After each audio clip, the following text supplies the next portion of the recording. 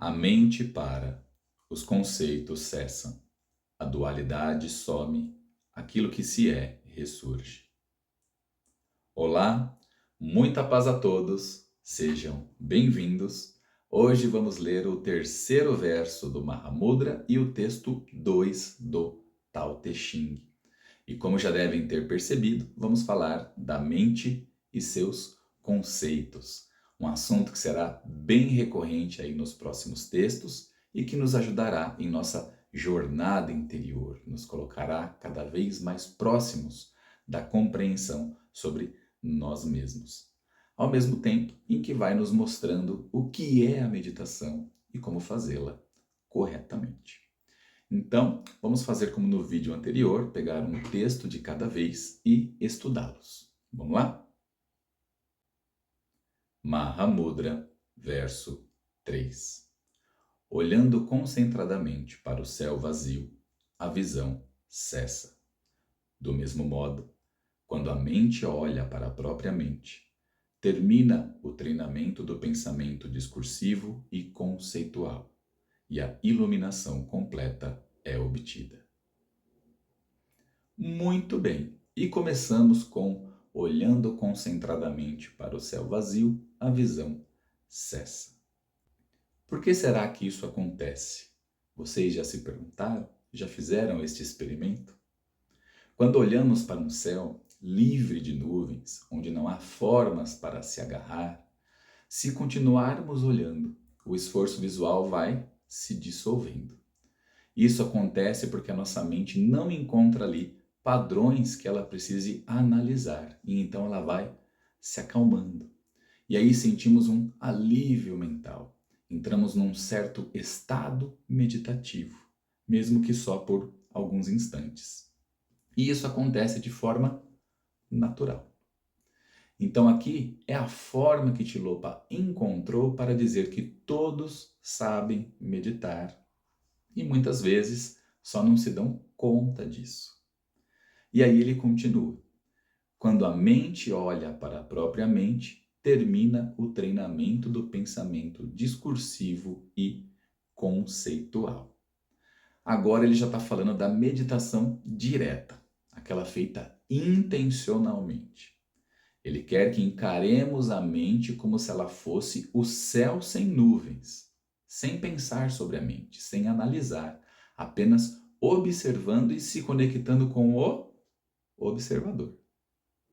Porque quando nos agarramos a um pensamento que de repente surge, criamos outros pensamentos que irão analisar o anterior. E assim sucessivamente, podendo gerar aí um ciclo de pensamentos que às vezes são indesejados e que fazem com que julguemos a nós mesmos.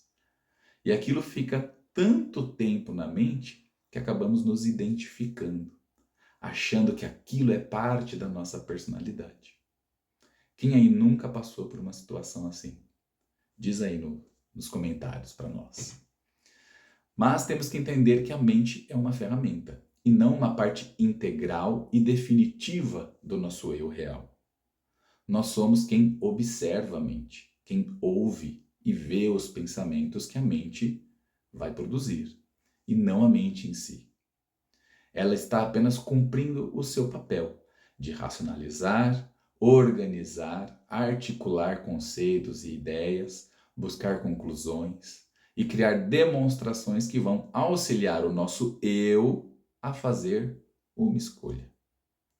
E quando conseguimos encerrar completamente esse diálogo interno, a conexão com esses conceitos e julgamentos, a iluminação completa é obtida, como o verso conclui. Não porque algo foi alcançado, mas porque o véu do pensamento foi removido. Porque se reconheceu que a mente é só uma ferramenta. E agora não é mais a mente que domina o eu, é o eu que domina a mente. Agora se é o observador. Voltamos a ser o céu sem nuvens. É quando deixamos de nos identificar com aquela famosa frase de René Descartes: penso, logo existo. e passamos a saber com toda a certeza o oposto. Existo, logo penso. E assim encerramos o Mahamudra e seguimos para o Tao Te Ching, que vai nos dar um pouco mais de clareza sobre tudo isso. Vamos lá? Tao Te Ching, texto 2. Ao conceituarmos o que é belo, surge o conceito de feio. Ao conceituarmos o que é bom, surge o conceito de mal. Por isso, o imanifesto e o manifesto são um só. O fácil e o difícil são conceitos que se complementam. O grande e o pequeno se completam. O alto e o baixo se harmonizam. O som e o silêncio geram equilíbrio. Os conceitos dos opostos são complementares. Assim, o homem sábio age pelo não agir. Pratica sua doutrina sem falar. Ele apenas contempla todas as coisas, sem intervir em seu fluxo. Procura não possuir nem se apegar a nada. Toda obra concluída marca sempre o início de uma outra. E pelo fato de estar desapegado, tudo flui harmoniosamente e não se esgota jamais. Bom, Lao Tzu começa dizendo: ao conceituarmos o que é belo, surge o conceito de feio. Ao conceituarmos o que é bom, surge o conceito de mal. Ou seja, o mundo dual nasce da mente. A divisão é criada pelos pensamentos. E aí, no trecho seguinte, ele continua e mostra algo muito importante. Por isso, o imanifesto e o manifesto são um só. O fácil e o difícil são conceitos que se complementam. O grande e o pequeno se completam. O alto e o baixo se harmonizam. O som e o silêncio geram equilíbrio. Os conceitos dos opostos são complementares. Percebam que cada característica é única, mas Lao Tzu diz que cada uma delas depende da sua contraparte. Ele nos lembra que os opostos não são inimigos, são complementares, são dois lados da mesma moeda. E eu vou acrescentar algo aí no texto 2, razão e emoção. Também vemos como opostos, mas, como ele mesmo disse, são complementares. Um depende do outro para que possamos viver em harmonia. Percebam que pessoas muito racionais ou muito emotivas são as que mais sofrem, porque não há equilíbrio. E quando ele cita que imanifesto e manifesto são um só, ele quer dizer o nada e o tudo são um só. O eu real, o que você é, e o eu irreal, aquilo que você acha que é, também são um só.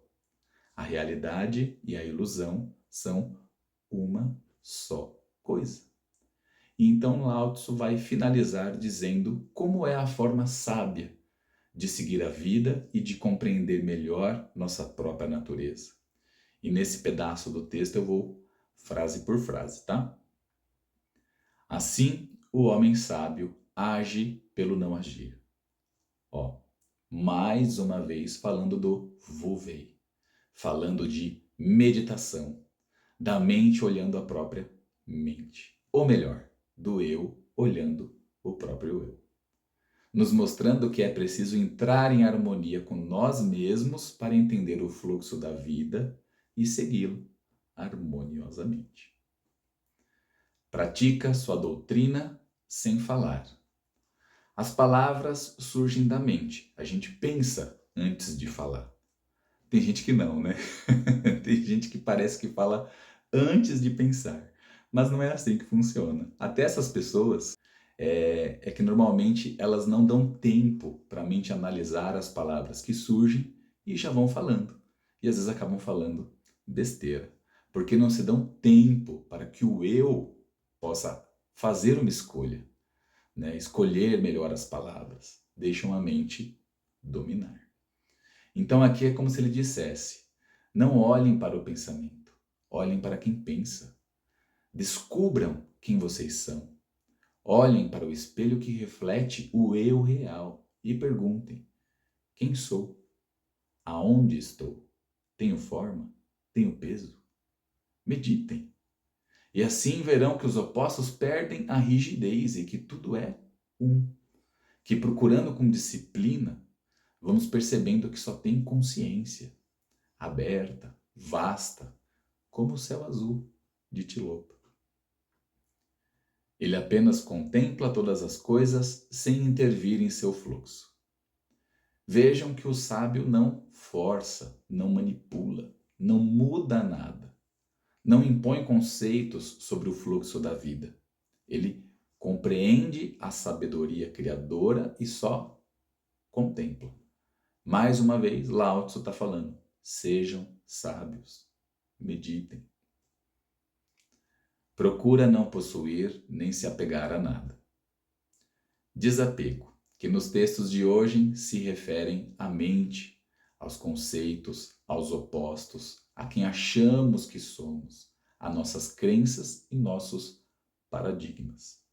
Devemos compreender que são só ferramentas que enriquecem a experiência humana e a nossa passagem por aqui, e não a nossa natureza. Toda obra concluída marca sempre o início de uma outra. De novo, desapego, inclusive daquilo que se cria. Estamos sempre criando, e toda criação é temporária.